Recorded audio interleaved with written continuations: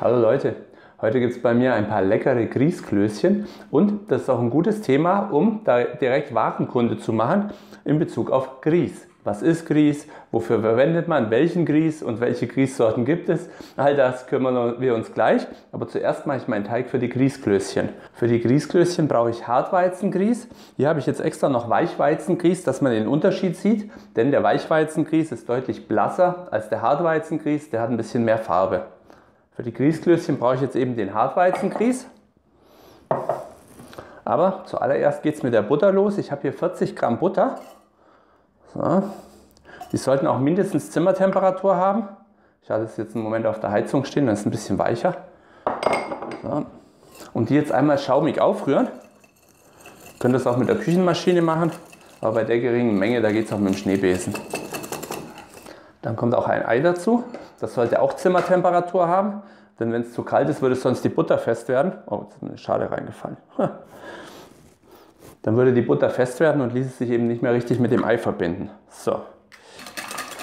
Und das Ganze jetzt einmal gründlich aufschlagen. Dann würze ich mir das Ganze auch noch ein bisschen, und zwar ein klein wenig Salz. Nicht viel, weil die werden ja nachher im Salzwasser gegart, sonst wird es zu salzig. Etwas Muskatnuss. Und eine Prise Pfeffer. Das Ganze sieht jetzt so ein bisschen geronnen aus. Da kommt jetzt der Grieß mit dazu. So. Den dann einmal durchrühren.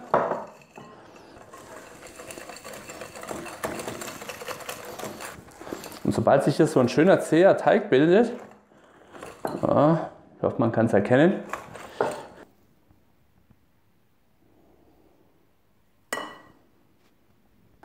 dann ist die Grundmasse schon mal fertig.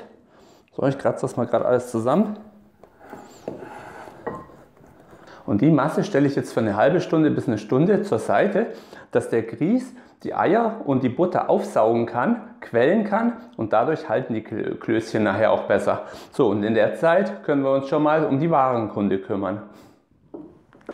Der Begriff Grieß bezieht sich auf den Mahlgrad von dem Korn. In dem Fall ist es jetzt eben Weizen. Das gibt es aber auch von Gerste, von Hafer, von Mais zum Beispiel. Das ist auch sehr bekannt, Maisgrieß. Und wie gesagt, es bezieht sich auf die Größe. Die ist dann zwischen 0,3 und 1 mm groß, je nachdem welcher Mahlgrad angegeben ist. Die gibt es dann in grob, in fein, in mittel. Also da gibt es nochmal Unterschiede. Der Hartweizen wird aus dem Urkorn Emmer gewonnen, beziehungsweise wird er auch Durumweizen genannt. Das kommt von dem lateinischen Namen, den spreche ich jetzt aber nicht aus. Und der ist eben sehr, sehr gut geeignet für herzhafte Speisen, wie zum Beispiel Grießklößchen, aber auch für andere pikante Speisen oder eben für die Zubereitung von Nudeln. Da wird eben auch Hartweizengrieß verwendet. Hartweizengrieß hat einen deutlich höheren Kleberanteil, also Gluten, und dadurch haftet er besser, gibt eine festere Konsistenz und eine zähere Struktur im Vergleich zu eben dem Weichweizengrieß. Er ist vom Geschmack her etwas herzhafter als der Weichweizengrieß und er ist zum Beispiel auch bekannt als Couscous oder Bulgur. Da wird ebenfalls Hartweizengrieß verwendet. Beim Weichweizengrieß, den habe ich jetzt noch hier, der ist eben etwas blasser, der wird hauptsächlich für Süßspeisen verwendet, wie zum Beispiel Grießbrei oder auch beim Kuchenbacken, da wird eben auch Weichweizengrieß verwendet. Man kann auch Grießklößchen aus Weichweizengrieß machen, die sind aber dann wesentlich weicher, wie der Name schon sagt. Und als Suppeneinlage verwendet man allerdings hauptsächlich den Hartweizengrieß. Der Weichweizengrieß wird übrigens auch aus dem normalen Weizengrieß gewonnen, aus dem auch das Mehl gemacht wird. Von daher hat er eben eine andere Struktur, weil es eben ein anderes Korn ist. Der Weizen, der jetzt bei uns so wächst, den kann man eben eher zu Weichweizengrieß verarbeiten. Der Hartweizengrieß kommt hauptsächlich aus den südlicheren Ländern, weil der deutlich mehr Sonne braucht. Falls ihr jetzt noch weitere Tipps zum Thema Grieß habt, schreibt sie gerne unten in die Kommentare. Ich bin jetzt mit meiner Warenkunde soweit fertig, muss aber noch ein bisschen warten, bis mein Teig für die Grießklößchen soweit durchgezogen ist, dass wir da eben gleich die Klößchen abstechen können. Meine Grießklößchenmasse hatte jetzt eine halbe Stunde Zeit durchzuziehen. So, ich habe jetzt so einen richtig schönen Teig und aus dem steche ich mir jetzt mit einem Kaffeelöffel, so die Handfläche ein bisschen befeuchten. Dem steche ich mir jetzt solche Klößchen ab. So. Können das jetzt einmal hier auf der Hand machen. So. Den Löffel einfach ein bisschen anfeuchten und dann damit eben so Klößchen formen. Übrigens die Masse zum Durchziehen draußen stehen lassen, nicht in den Kühlschrank stellen, sonst wird die zu fest, weil die Butter eben wieder anzieht. So. Wir können das übrigens auch mit 2 Löffeln machen. Dann beide etwas anfeuchten. So. Und dann gegeneinander drehen.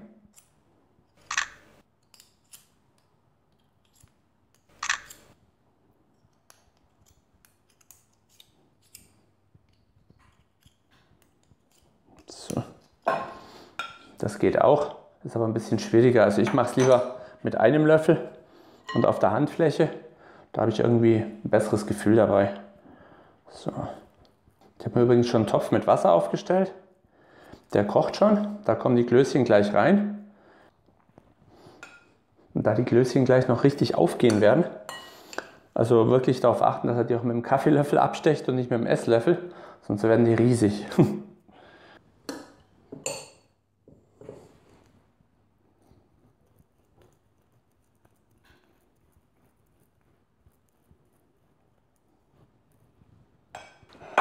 Die Klößchen sind abgedreht.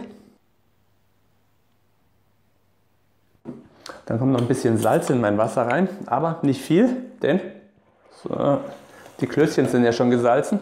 Die Brühe nachher ist auch gesalzen, von daher lieber ein bisschen weniger, weil die Brühe fängt das dann locker wieder auf. Die kommen jetzt in das kochende Wasser.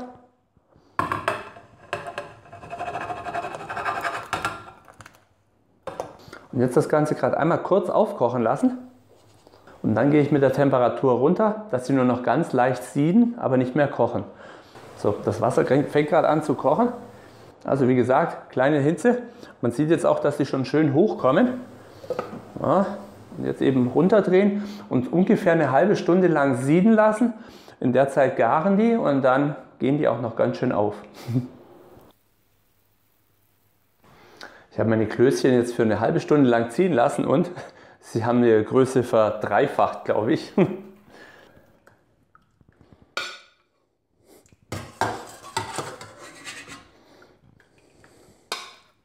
So, das sind so nun meine Prachtexemplare. Um festzustellen, ob sie fertig sind, einfach einmal halbieren. So.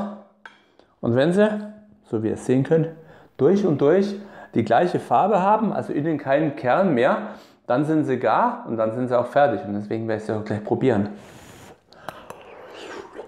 Sie sind auf jeden Fall sehr, sehr heiß. Und es gehört halt noch die richtige Brühe dazu. Aber die Klößchen sind wunderbar fluffig, weich, locker. Also perfekte Grießklößchen. Ihr könnt die übrigens auch sehr, sehr gut als Vorrat machen. Einfach gegart, einfrieren und wenn ihr sie dann braucht, so 10 Minuten in der Suppe gerade warm ziehen lassen und schon habt ihr eine leckere Suppeneinlage.